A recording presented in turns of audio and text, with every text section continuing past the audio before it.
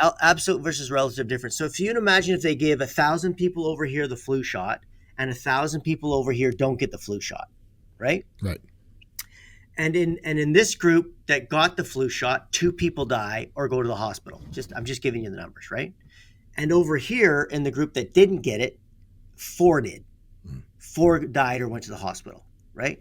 So the difference is 4 went to the hospital in the ones that didn't get the vaccine, and 2 went to the hospital or died in the group that did get the vaccine. Meaning that's a 50% reduction. That's 4 people hospitalized or dead versus 2 people hospitalized or dead. That's a 50% reduction in death if it's relative.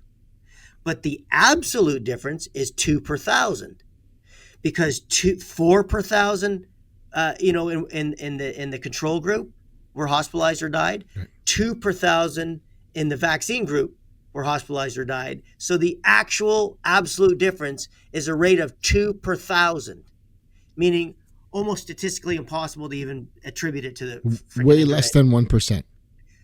Yeah, way less. And this is exactly what they do with COVID. It's exactly what they do with blood pressure meds. It's exactly what they do with cholesterol meds. So they'll lower the cholesterol, which they're successful at, but they'll say this reduces heart attack by this percent.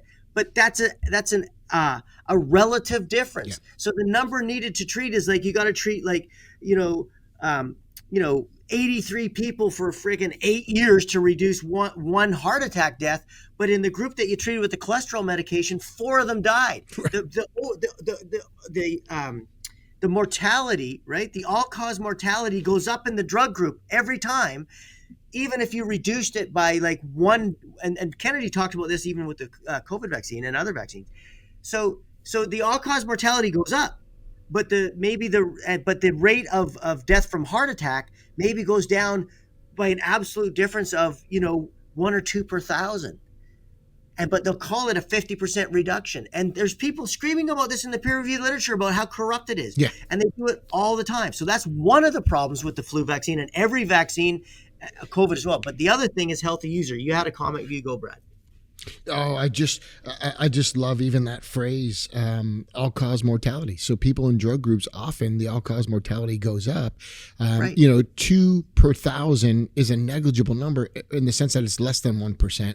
But the advertisement, because it goes 4 to 2, they're going to choose not this idea that it's less than 1% change. They'll go, no, it's 50%. So I want people to see the difference between relative 100%. and absolute. Correct.